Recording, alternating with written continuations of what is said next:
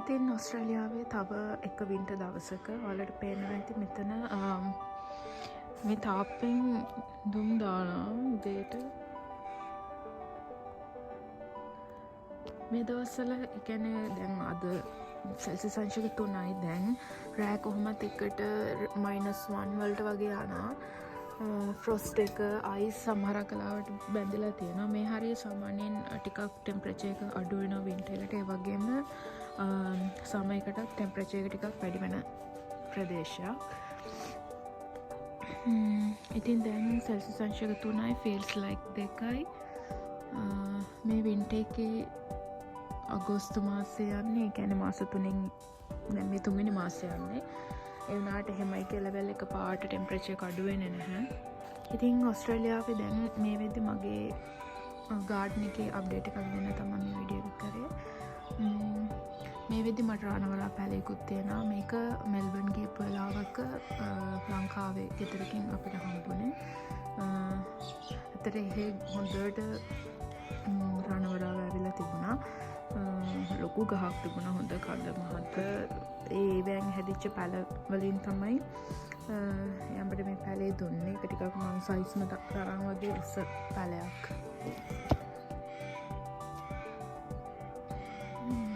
මලුත් තියෙනවා. ඊට පස්සේ මෙන්න මේවා මොනවද කියලා දන්නවද? මේ තමයි මේ ඩැෆඩිල් විශේෂයක්. දැන් සාමාන්‍යයෙන් එක ඩැෆඩිල් වර්ග තියෙනවා. එතකොට දැන් මේක මේ මම ගෙනාවේ අල වගේ ගෙනාවේ අල 4ක් විතර පැකට් එකේ තිබ්බා. පැකට් එක ටිකක් ගනම් මම හිතන්නේ $10කට එහා පැකට් එකක්.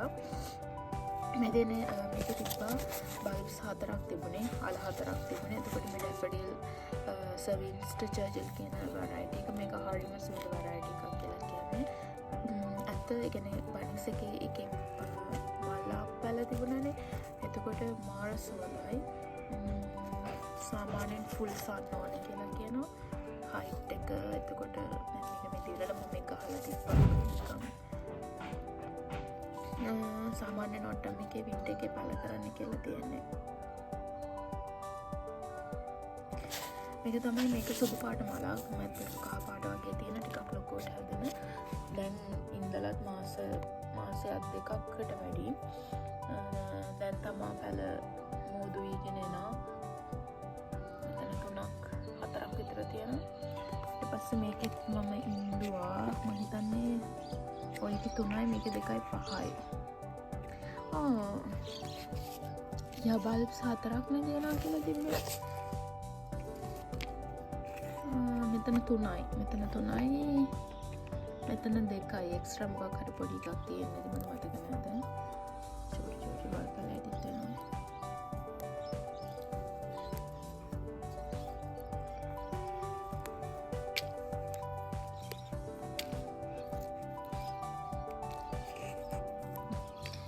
මොකක්ද දන්නේ නැහැ. වල් පැලයිටි එකකුත් නෙමෙයි වගේ. මම සමහරක් කලාවට මොන හරි අට හම්බුනවාම ඔලිය තැන් වල අන්නනවනේ.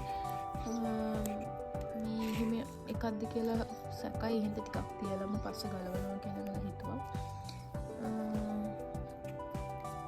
දැන් මම දකිනවා මෙහි පාරවල යද්දී කැලෑ ඩැෆඩිල් විශේෂ තියෙනවා. එතකොට යායට වැවිලා තියෙනවා. දැන් මල් ඇවිල්ලා තියෙනවා. නිකන් මේ මෙච්චරම ලොකු වල සුවඳ හොඳ වැරයිටිස් නෙමෙයි මම හිතන්නේ. මේ කාලෙට ඉතින් වින්ටර් කාලෙට පිපෙන මල් අඩුයි. ඒ නිසා දැන් සාමාන්‍යයෙන් ඩැෆඩිල් පාර දකින්න තියෙනවා. ආසයි ඩැෆඩිල් හදලා බලන්න. ඒ හින්දා ඉන්දෝ කල 5ක් තියෙනවා. මේ තියෙන්නේ ගොඩුකල වගාව. මට මුලින්ම මේ ඔස්ට්‍රේලියාවට ආවට පස්සේ එක චූටි තනි පැලයක් නිකන් තනකොළ ගොඩක් අස්සේ තියලා අපි කලින් ඉඳපු ගෙදරකදී මට හම්බුනේ. එතකොට ඒක ඊට පස්සේ පොඩි පෝච්චියකට දාලා එතනින් ලොකු කරගෙන ඊට පස්සේ ආයෙම මේක ගලවලා මේ වගේ දිගට අප්පෙකට දැම්මා. කොහොම හරි මේ ළඟදී මම මේකේ කොළ ටිකක් කඩලා වැල්ලා කැරට් එහෙම ග්‍රේට් කරලා උඹල් කඩ ටිකක් දාලා සම්පූර්ණයක් හදා. ඔස්ට්‍රේලියාව අපිට මේ පැත්ත ගොඩ කර ගන්න නැහැ. සුපර් මාකට්ස් වලවත් ඒෂියන් ග්‍රොසරි ස්ටෝර්ස් වලවත් ගොඩ කළ හොයා ගන්න නැහැ. මම තාම දැකලා මම ඇවිල්ලා මාස 6ක් වෙනවා.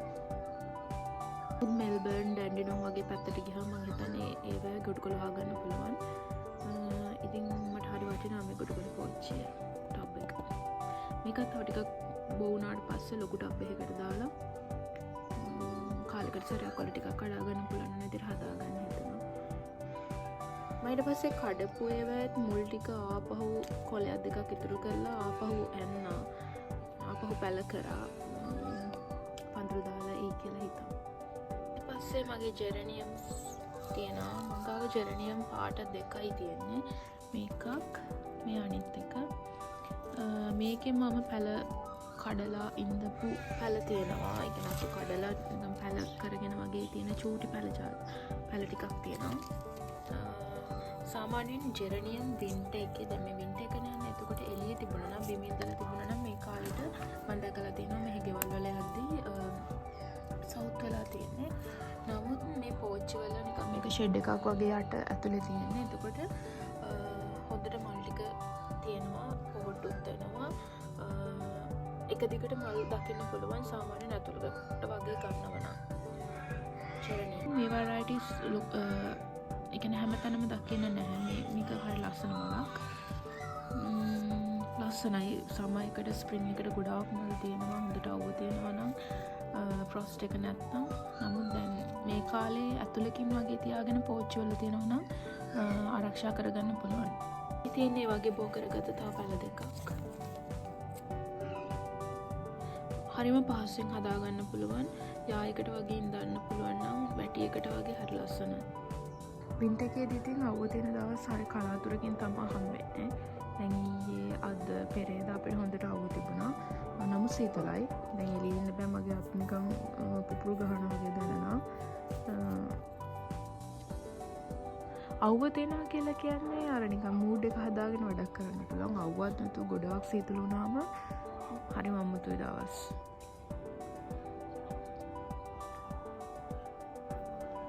මෙන්න මේ දෙන්නවත් පෙන්වන්න ඕනේ. මේ තමයි මම අලුතින්ම ගත්තු පැල දෙක. මේක බෝගන්විලා.